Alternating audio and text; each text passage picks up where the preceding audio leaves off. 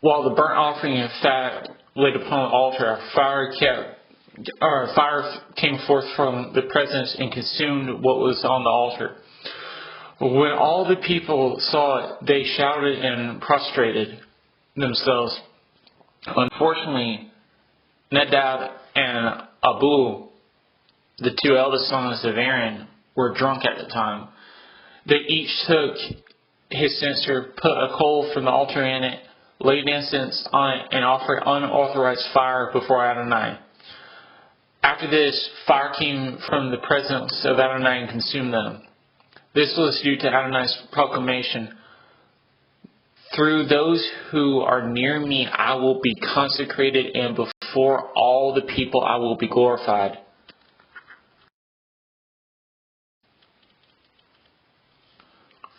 The Hebrew text implies that what happened to Aaron's two eldest sons was the first recorded instance of human combustion.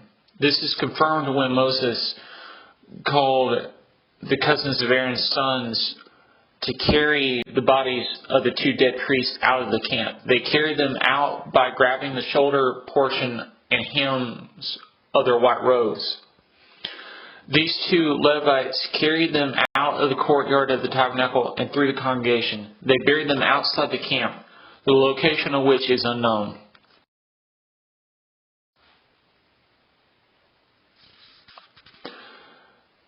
Aaron and his two surviving sons were told not to unbind their hair or tear their vestments during the mourning period. However, the community could mourn them in the aforementioned manner.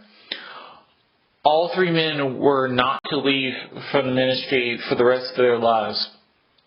Adonai said to Aaron that while ministering, he and his sons were to abstain from wine or other intoxicating liquor.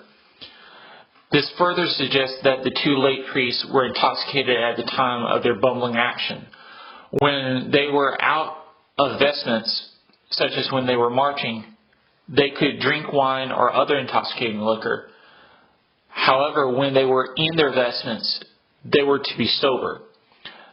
This is so that they could minister appropriately and preserve the discretion between the unclean and the clean. In context, this refers to the common or holy, preventing profanity. Leviticus 9:24 through 10:11.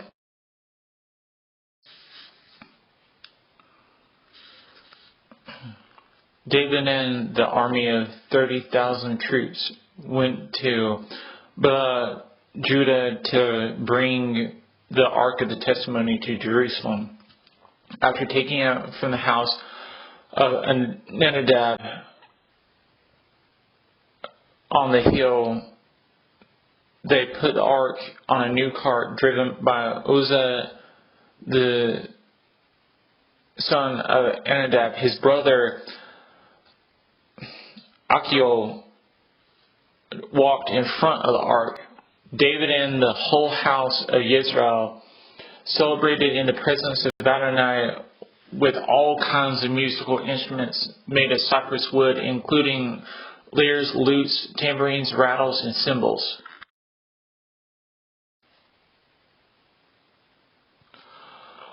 Upon reaching Nican's threshing floor, the oxen stumbled and Uzzah put out his hand to steady the ark. This resulted in Uzzah being struck down for touching the ark. This death upset David and made him fearful. The king asked, "How can the ark of Adonai come to me?" David took it over to the house of Obed Edom the Gittite, where it stayed for 3 months. During these 3 months, Obed Edom and all his household were blessed. The place where Uzzah died was called Perez Uzzah.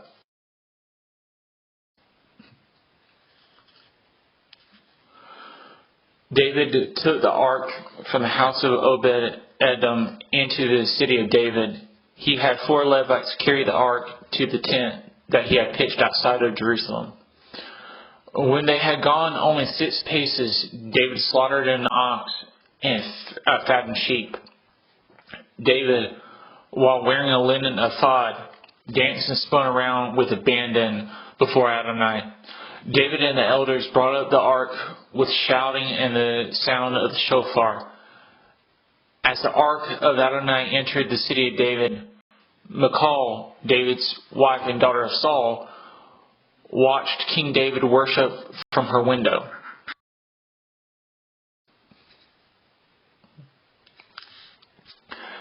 They brought the ark in and put it in the place inside the tent that David had set up for it. David offered burnt offerings and peace offerings before Adonai. When David had finished offering the burnt offering and peace offerings, he blessed the people in the name of Adonai of old.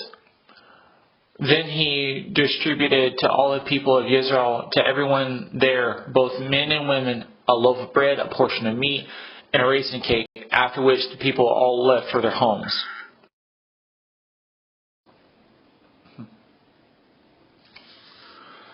Amid his celebration of the ark's presence being there, Michal rebuked David for not acting as dignified as a king should. She was used to how dignified her father had become during worship, where he never acted like this in her lifetime. As such, she believed that a king should never worship without care or freely. This rebuke resulted in her being barren for the rest of her life.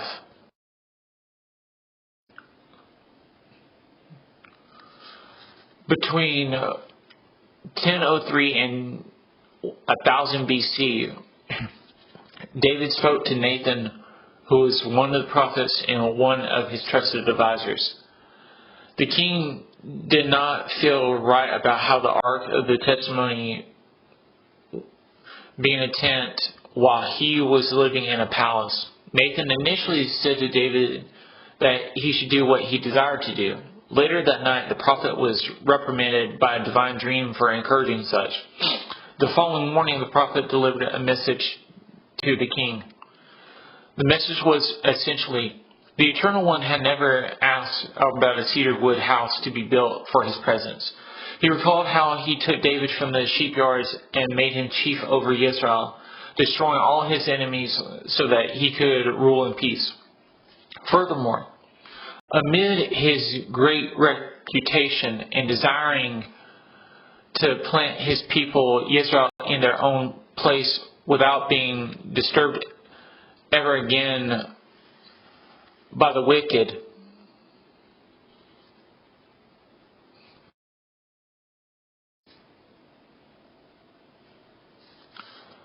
however, the Eternal One agreed to allow David to plan for a cedar wood house to be built. However, he would not be the one to build the house. Instead, a son would build it.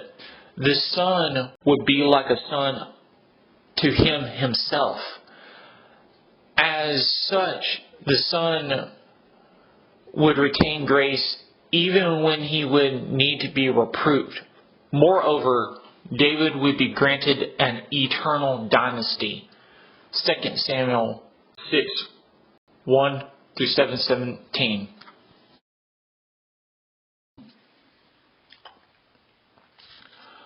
But there was a man named Hananiah who, with his wife Sefira, stole some property, and with his wife's knowledge withheld some of the proceeds for himself, although he did bring the rest to the emissaries. Then Kepha said, "Why has the adversary so filled your heart that you lie to the Ruach HaKodesh and keep back some of the money you received from the land? Before you sold it, the property was yours, and after you sold it, the money was yours to use as you please. So what made you decide to do such a thing? You have lied not to human beings, but to Adonai." On hearing these words, Hananiah fell down dead, and everyone who heard about it was terrified. The young men got up, wrapped his body in a shroud, carried him out, and buried him.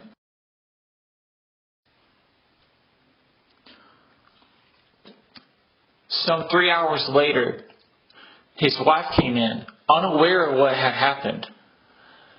Kepha challenged her Tell me, is it true that you sold the land for such and such a price? Yes, she answered, that is what we were paid for it. But Kepha came back at her, then why did you people plot to test the Spirit of the Lord? Listen, the men who buried your husband are at the door. They will carry you out too. Instantly she collapsed at his feet and died. The young men entered, found her there dead, carried her out and buried her beside her husband. As a result of this, great fear came over the whole Messianic community, and indeed over everyone who heard about it. Acts 5, 1-11.